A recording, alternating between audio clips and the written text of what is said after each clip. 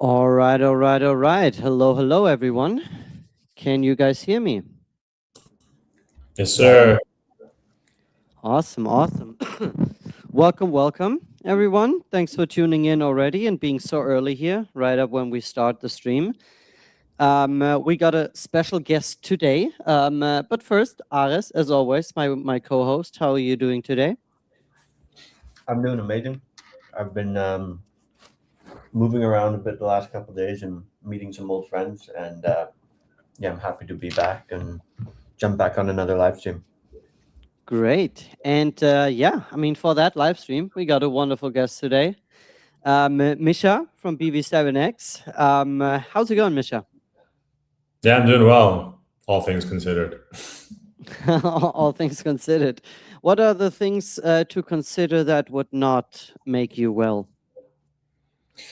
I don't know if you looked at your portfolio, specifically in crypto, but I mean, other than that, everything else is great. Yeah. It's some. It always reminds me of that little bit of that scene from Lord of the Rings when Legolas watches into the sun and says, "The red sun is rising. Blood has been shed this night." This is exactly what happened the last days in the crypto space. So there's a lot of uncertainties as well, right, with Zach, etc. But we'll dive into some of that later. First of all, you want to give us a quick little intro of who you are and a small little introduction of BV7X, and we'll dive into that then more. Yes. So yeah, I'm the founder of BV7X, but also a serial entrepreneur in crypto. I've launched several protocols, mostly in DeFi. I was an early investor in Ethereum. I created one of the first decentralized science protocols in 2018. It's called ECU. We're funding bio R&D with IP tokens, so kind of like the first of its kind to do that. I launched a protocol called Popcorn in 2021. We raised 12 million from several reputable VCs. We launched a protocol to fund public goods using automated DeFi strategies. So similar to Yearn Finance, if you know about those OGs, but we were redirecting a portion to public goods, which was pretty cool. And now that I recall, actually, we did like donate, I think, over like 500 grand, which is cool. But that project ultimately pivoted to Vaultcraft. It was an institutional yield protocol that technically is still live right now. The contracts are permissionless, non-custodial. We were one of the first like vault protocols that came about several years ago. And then last year, I raised 2 million for a structured credit facility called BitVault, where you could borrow against your Bitcoin and tokenized equities deploying into institutional yield strategies. And along the way, I basically, long story short, built out this parallel Bloomberg-like let's say like dashboard to monitor Bitcoin. I created like a regression model and I pulled in like over 13 years of data for Bitcoin to predict Bitcoin in 7 days, and I plugged it into Polymarket, and then I essentially productized it to become BV7X, which is basically an open arena where AI agents can compete against each other for a prize. And so, yeah, happy to talk to you about that today. Nice. I mean, the very comprehensive intro. Maybe let's start from your personal experience. Like your path to crypto, was it super clear, or were you first maybe even trying some things out in the real world, but you were always probably you will always be an entrepreneur in that case, right? In that sense. No, I spent most of my 20s in corporate. So I worked at Credit Suisse right out of college. Then I worked in corporate strategy at SAP. So I was always working in finance, in tech. I think it was just like inevitable that I read the Ethereum white paper. And so once I did, it clicked for me like that was the future of like internet money, or just the future of like decentralized compute in a way. So I had like a light bulb moment when I read the white paper after 10 times. because I didn't understand what it meant the first time. Like I think a lot of people that read either Bitcoin or Ethereum paper the first time.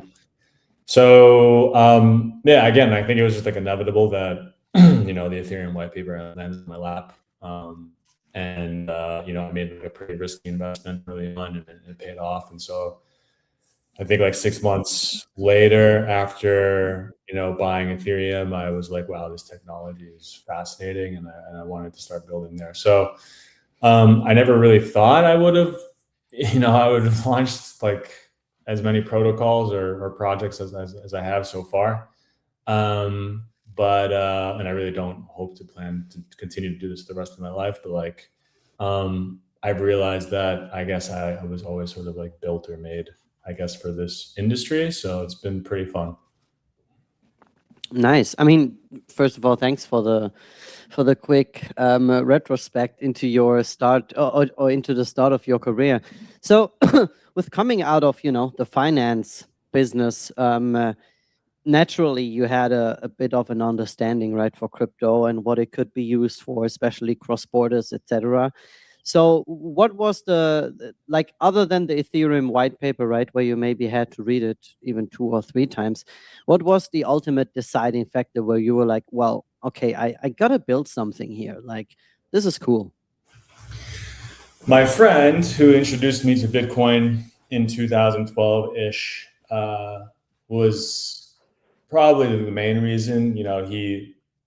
He's the one that presented to me the Ethereum white paper, and then we spoke in depth about what it was, what it meant, what the future looked like for Ethereum. At the time, I don't think we realized that DeFi was sort of like the answer for Ethereum in order for it to take off, which is what I personally believe. But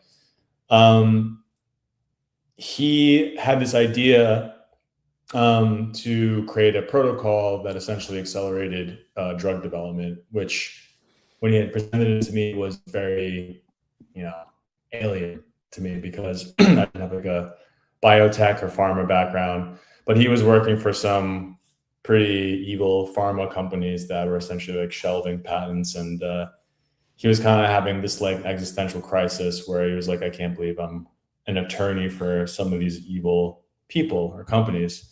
And so he had this idea to focus on later stage drugs in phase 3 to accelerate them into the market.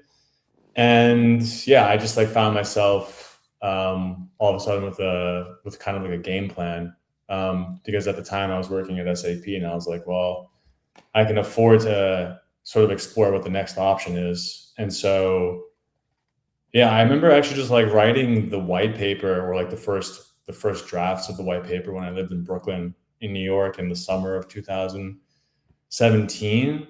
And a lot of stuff happened that year. Like I flew to Berlin, I met like a bunch of OG founders that were like, yeah, this is the time to build, which is so long ago, if you think about it. So Yes.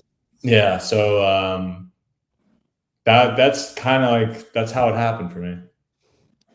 Crazy. So you're basically like more more than an OG, right? Like you've seen it all twice now, or even 3 times. Yeah, I've been around. I've seen it all. Which brings me to my next question. Is there anything you would like to forget about the crypto space that you've like experienced, seen, or things that you would say, well, we probably shouldn't have gone through this here, but if we wouldn't have, we would have been much further? Oh man, there's probably so many things. I think Pick one. just one. Well, I think Yeah, pick or two, whatever, I think we could have done without the whole FTX scandal. Like that was pretty bad. Yes.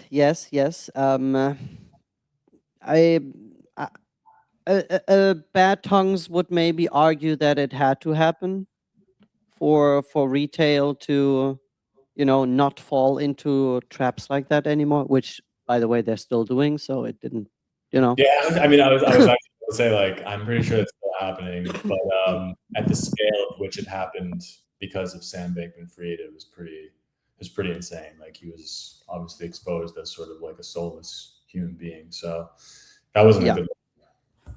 Yeah, 100%. I mean, so fast forward to you founding BV7X with all your experience and what you've, went through in this space. Do you want to maybe start sharing your screen and we can run through some things?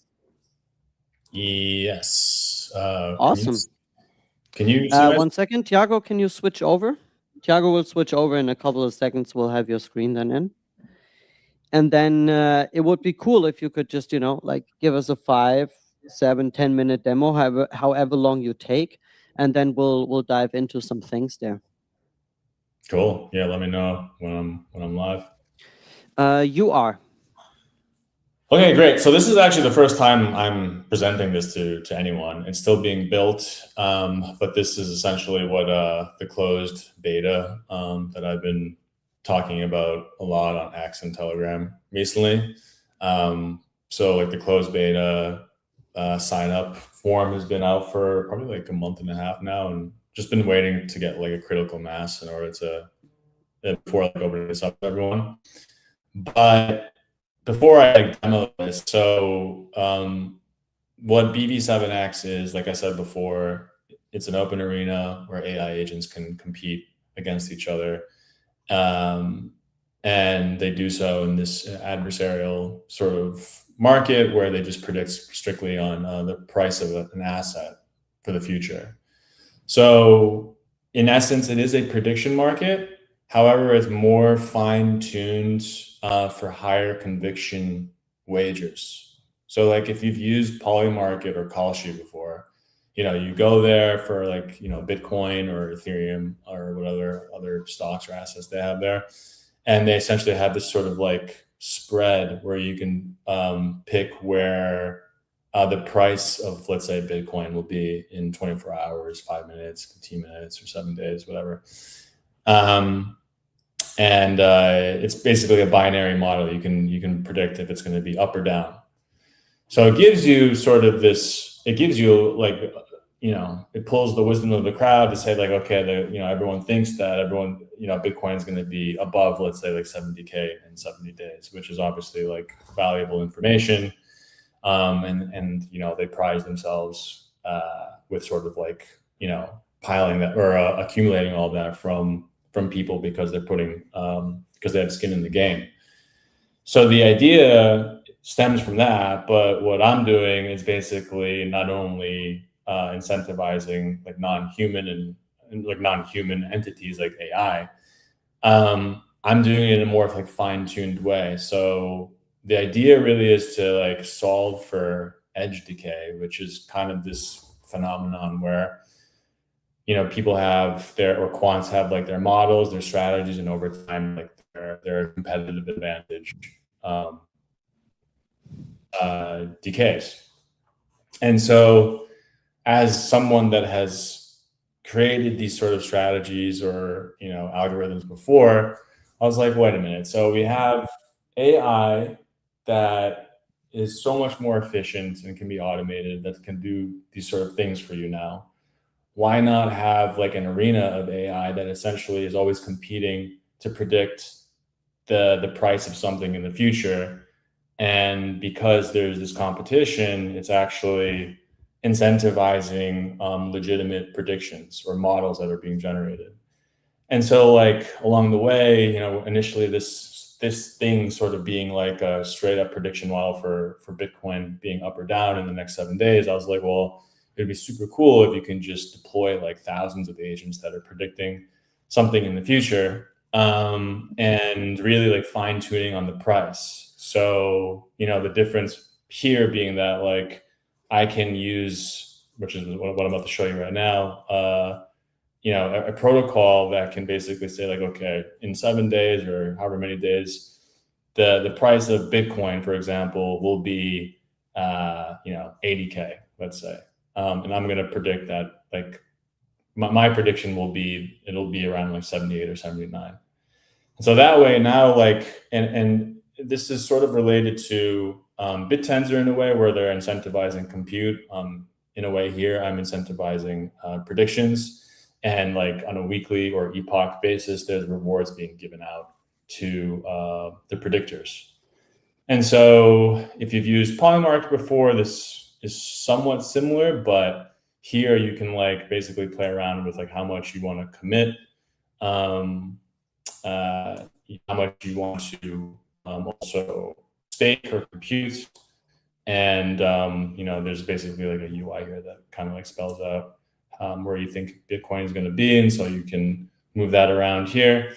So this is basically what the closed beta is going to look like. There'll also be staking, which I actually just posted an article about as well. But yeah, happy to like answer any questions or talk about this a bit more with you. So basically, this is, and like, excuse me for making it like so, for bringing in this weird comparison, but this is somewhat like a flight checker, but for, AI, for yeah, like the AI prediction bots, right? Like with you actually have their accuracy, the back testing, the track record. You have everything there. You probably have a leaderboard even when they compete against each other, right? Who's actually which AI was more accurate over time, right? So with you can actually take a look at all these AIs that are doing predictions and can figure out, okay, which is most accurate. Exactly. How do you or like not how, but like how yeah, well, how is probably the right question here. How do you pick those prediction AIs? Is it like just people, like could I just come now and could say, well, like, I wanted to do a prediction AI anyways, like, and then I somehow integrate, or how does it work basically? Yeah, I mean, you can connect. Maybe we'll have a CLI. You can connect through the MCP, but yeah, like I think like what you're getting at also is like one of like the super powerful things about this model is that, and this is like a very important thing to understand because it is the difference between what we're doing in Polymarket or Kashi, is that when you deploy any of these agents, they're immediately associated with a reputation or credential using the ERC 8004 contract standard. So every time they predict on BV7X, it's attested to the blockchain. So that's super important because the idea here is to aggregate all of these AI agents into this arena, incentivize them to do them as well. Mm-hmm. And then basically you as as someone that wants to subscribe to like an edge model like BV7X can trust that this thing is actually doing the right thing because there's literally credentialed agents that you can check on the blockchain to see like what they've been doing in the past. And so the idea is to essentially incentivize enough agents and then reach a critical mass such that these agents now have a reputation. You can see everything that they've done. They're ranked. And so now you're using this sort of idea of adversarial settlement to predict legitimate prices in the future, which in turn, as like a quant or just a retail investor, you can just kind of like a sport. Yeah, exactly. You can this is strategically. We're strategically choosing to start with Bitcoin because it's super, this is crypto and like everyone knows Bitcoin. But the idea is to extrapolate not only from crypto, to extrapolate beyond crypto, right? To the stock market, to sports, to weather. But we got to start somewhere, and we got to, Oh yeah, no, I'm not saying you should expand. Well, expanding to it is cool too, but I'm saying like this is kind of like a sport because now if I'm a super smart AI guy, like everyone that has a super smart AI guy in his basement right now should make a prediction agent and get them rolling. Like this is cool. This is like literally an arena where they compete against each other. Yeah. And for the outside, it's also cool to see, right? Because the more agents you get, the more predictions happen, the better it also is for the like the outside customer to get good data on the actual prediction. Exactly. Right? If you have like, it's probably the same than if you go through the streets and you have like a huge glass with like different rocks inside, and you ask people how many rocks are inside. If you ask 500 people and make the average, it comes close to the actual number.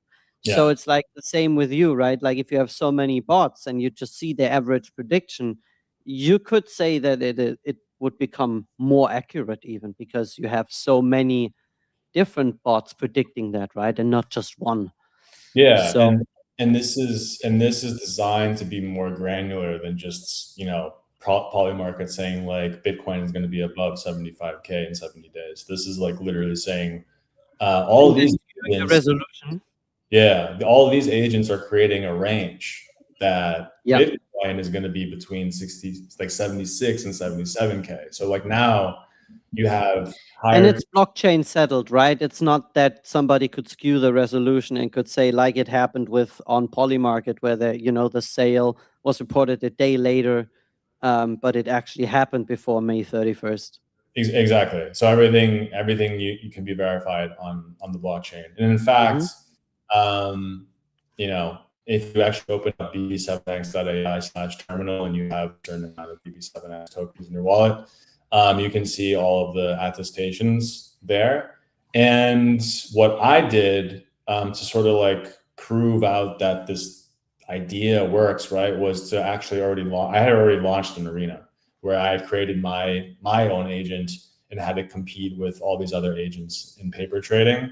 But the agent that I had was associated with the strategy that I had built for Bitfall. So it was doing quite well, like somewhere between 60 and 65% in getting a Bitcoin right on Polymarket for 7 days. And so like I actually personally had made like, you know, a good amount of money just doing this, like letting it ride. Autonomously as well, by the way. You know, like I basically just plugged it in and let it bet on Polymarket on its own every day. So, you know, that's like another thing here, right? Is that the protocol is very much designed for agentics. And so like you as a human, sure, you could come here, you could play around, you know, you can move around your prediction, you can move around like where you think BTC is going to settle. But the idea is that like you not only do you have like one agent, but you have many agents that have different strategies that are plugged in here, and they're doing the work. Yeah. Let's build many different robots and then throw them in the arena and have them fight against each other. It's pretty cool. Exactly. Yeah. I mean, it's super cool how far along you've, you know, built out the tech and products since we were working on it together. It's Ares is exactly like the vision that I was hoping for of this. Ares was there in the beginning. I've known Ares for a while now, and it's evolved quite nicely. I think obviously like in the early days it was, you know, I kind of accidentally launched this thing. I just had an idea, and around when OpenClaw had popped up, and like the whole like multibook thing, like I found myself just like playing around with all these like launch pads, and Claunchbot was ultimately the launch pad that I chose to launch BV7X. And like I literally missed my own launch. I couldn't even buy the token until I realized that like it was above 100K market cap, and I was like, oh shit, I need to buy as much as I possibly can right now. But even then, I didn't really realize, I didn't fully envision what I had just presented to you right now. And I think, you know, the last couple of months where I spent like hours developing this and ideating and working with my team on like what works, what doesn't work, if it makes sense. Also like anticipating what the future of AI, Claude Code, and what people will have at their fingertips, right? It's like Mythos is probably going to come out in the next couple of weeks where you can just like one shot a whole thing like this, right? And so I was thinking about that, and I was like, wait a minute. So it would be great to just have this infrastructure already set up such that like, you know, you and your mom can like basically just deploy an agent immediately and just plug it into this, right? So like, I mean, this is the world we're going into, and that was sort of like the foundation that I had in sort of building this out. Great. And like how, like on a time frame, or like, you know, timescale, where are you at currently, and like what's the next 3, 4, 5, 6 months looking like? Yeah, I mean, I think within the next 3 months, the whole protocol and marketplace will be fully built out. I actually just here I can probably share my X. I just released a timeline.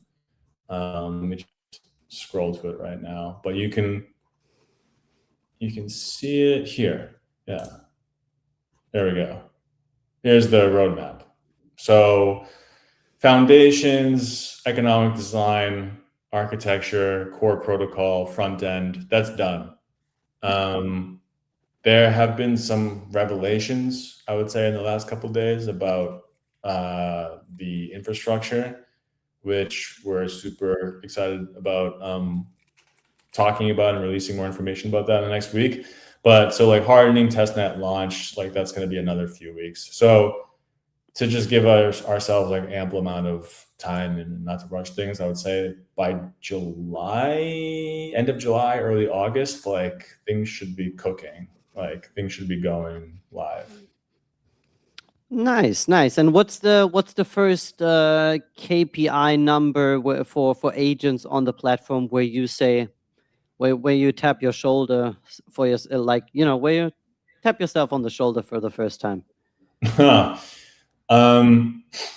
would say like literally getting in the predictors. You know, we're definitely going to be, let's say, bootstrapping that in a way as well. Like I'm personally excited to do that myself, but we need people to wager against, right? Not like, you know, if I do this myself, like I'll be able to, you know, I'll not be able to like make some money, but I mean, people need to be contributing to the pool, right? So like, I don't know what the number is, but I think launching actually the protocol in its current state when what we've designed is definitely like will be a big accomplishment because I do think it's quite novel.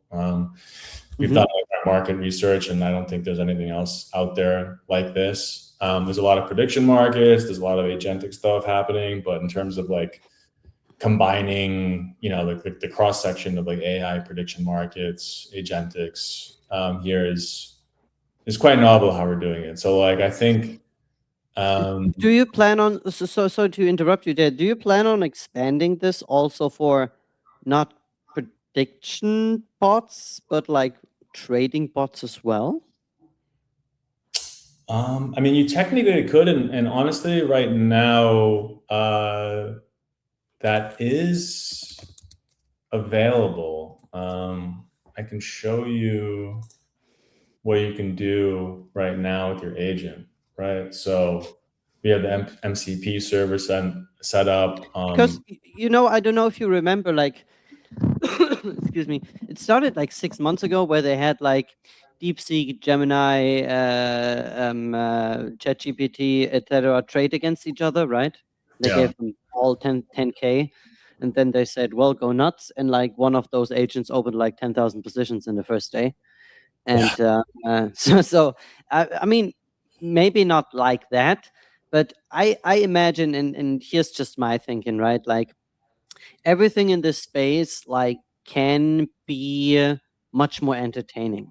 You know, and if I have like a weekend where I say, hey, all the trading agents are now going to square up against each other, and you know, there's a little bit of a tournament or whatever, there's so much more that, you know, like with the entertainment, like content we could create and pull out of this to bring this to retail, basically. Because if you can catch someone out there, it's like probably with emotions, right? And if they see something that is entertaining and fun for them, it's maybe likely that we can convince them to join the crypto Web3 space.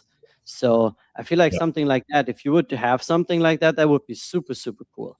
And, you know, just out of the ordinary, I think entertainment comes too short in this space overall. Yeah, well, I mean, so again, right? Like, you know, we're basically promoting this as like an arena or a game for agents. So the tournament aspect of this is obviously that is like an obvious sort of marketing sort of ploy, but also just a great way to show that there's something super exciting that's like happening here. And you can do so many cool like different like visualizations of like how, I mean, I've already experimented with this, and like you can do so many crazy things with obviously ANI. But the tournament aspect of this obviously is like, an obvious play to promote what we're doing as a super exciting new novel prediction market. Yeah. I mean, I guess, like you said, you're so early on these things, and like you're the first one, and there's nothing really comparable. Same as it is for Vibe. Brings me to my next question. Like, as with Vibe, right, being like the first of something, and where people tell you like, oh, maybe they didn't tell you it's impossible, but maybe they told you, well, you're too early, right, or something like that.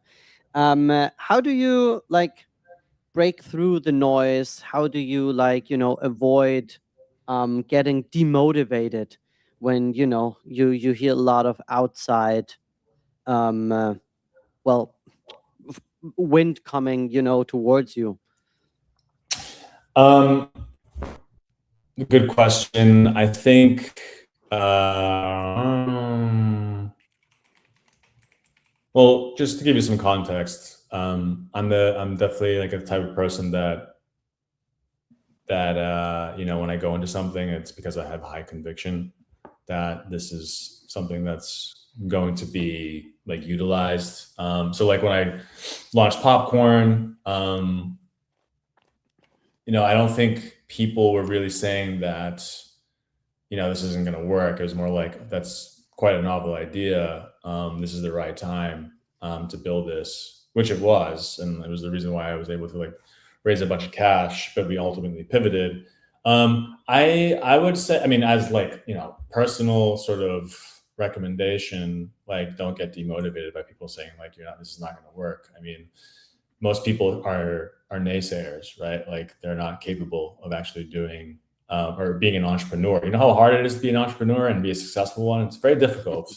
Yes. It's like, it's not an easy thing. I wouldn't recommend any normal person to do it. But I mean, if you are capable and it's in your blood and bones, you kind of just have to break through all the noise and just build something that you really believe in. And I think like, 3 examples, right? Like when Ethereum launched, it was or when Ethereum came out, when I first read about it, I was like, okay, light bulb moment. I had a light bulb moment. I was like, okay, I need to work with Ethereum.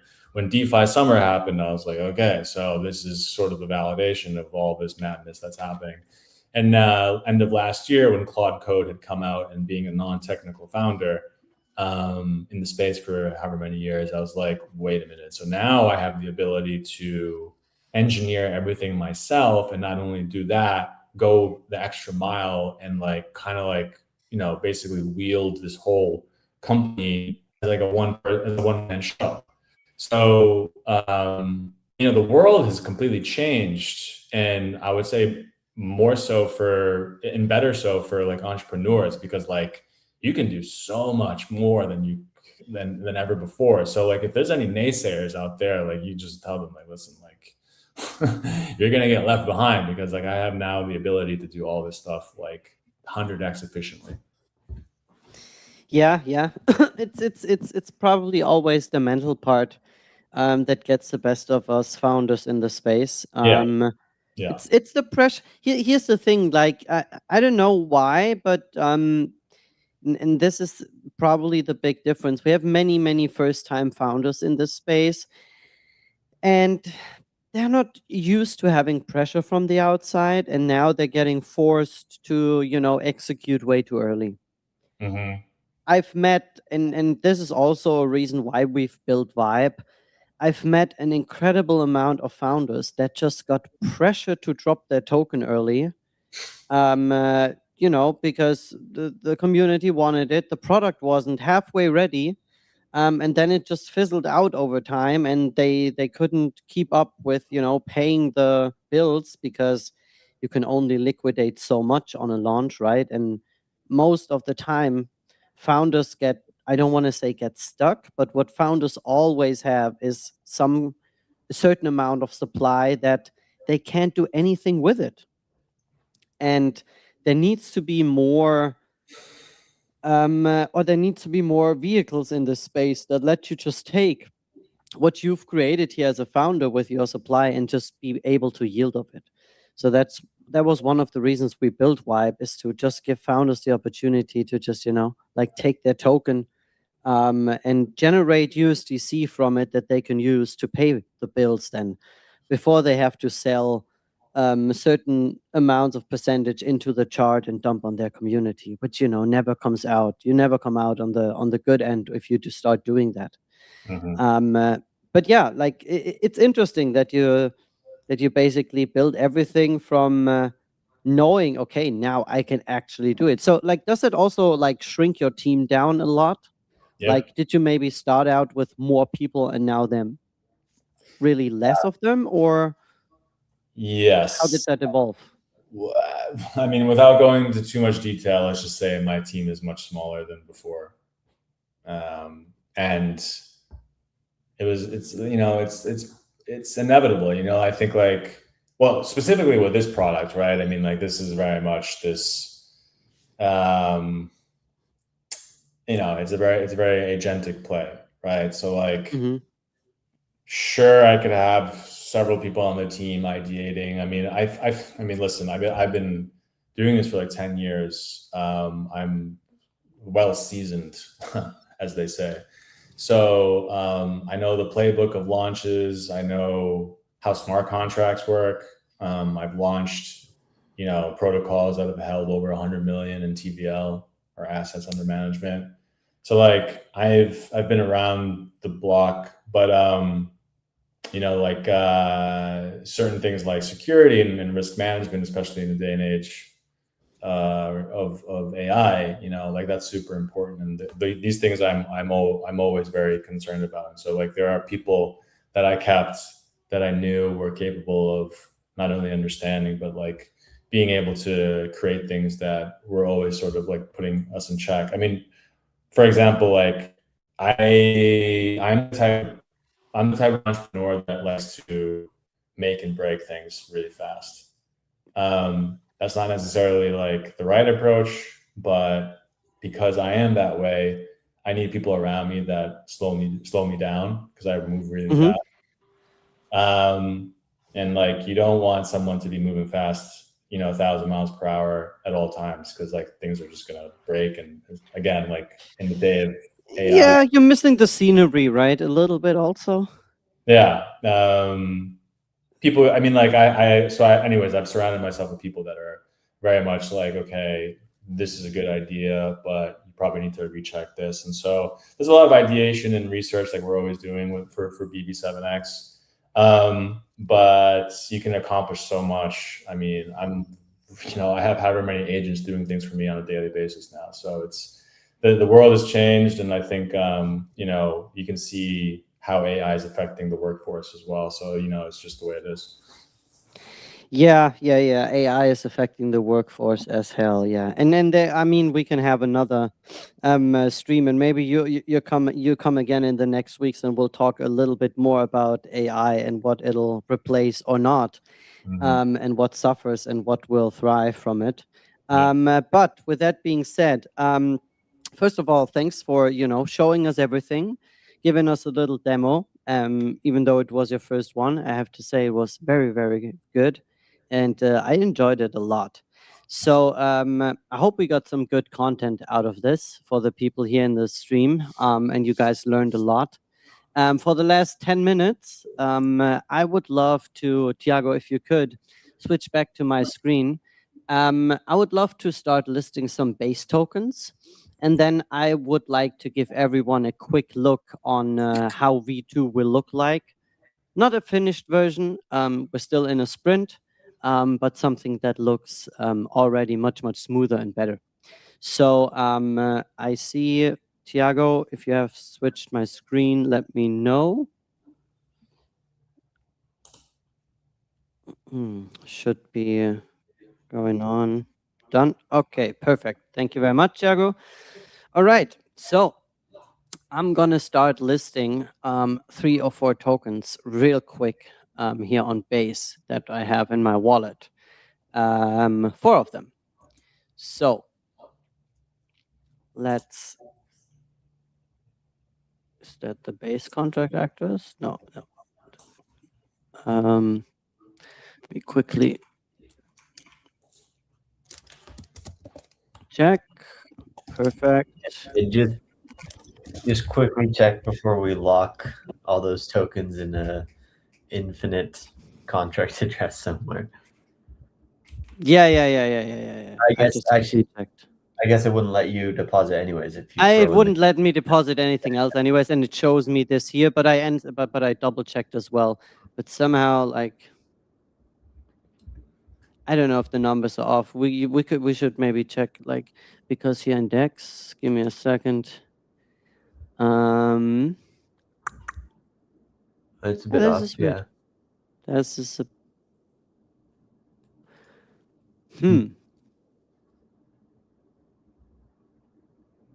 Okay, well, let's lock this down here real quick with a screenshot and see.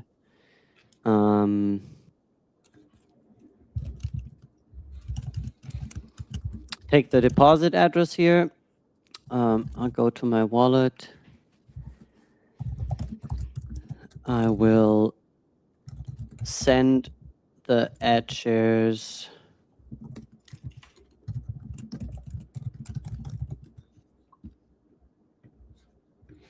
Perfect. That works. Let's check the wallet again.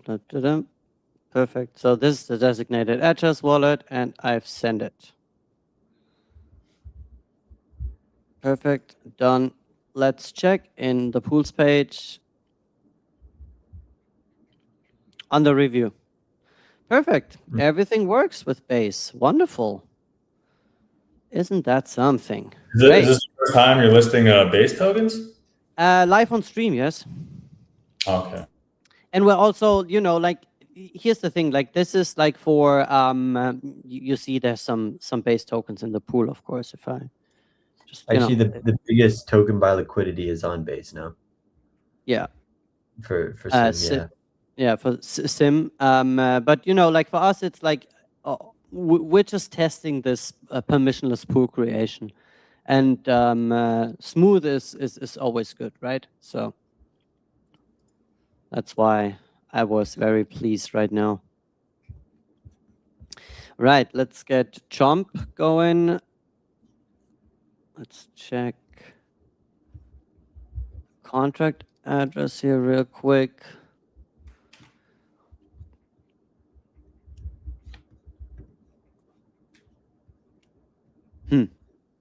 Okay, 182K. Oh shit, now I closed. Ooh, you already saw something of V2 there. Let's see, 182K market cap. Yeah, this is accurate now again. Very good. Pool is created. We'll copy the address. As always, we'll go to Chomp Coin. Send it.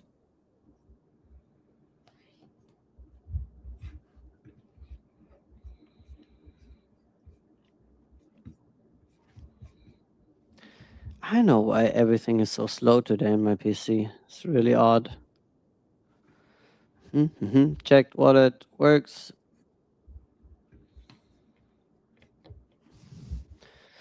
All right. So now we send Chomp Coin as well.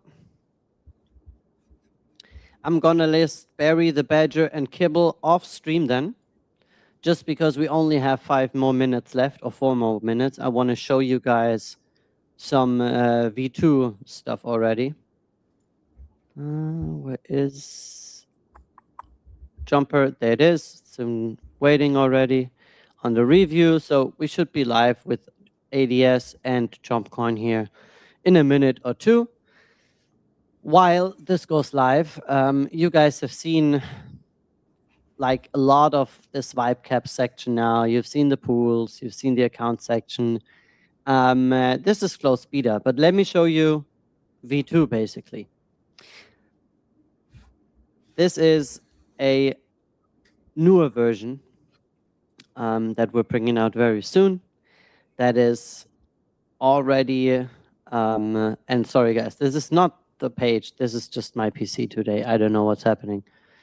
Oh, Jesus Christ, Bitcoin's looking horrible. But you see, we got the majors back. All the hyper liquid majors are now also tradable on Vibe in the new version. We have a little breaking news section. You have, for the risk mode, ISO and cross, of course. Leverage, of course, is higher here on BTC. Got the different order modes, scale, TWAP, stop market, stop limit, TP limit, TP market.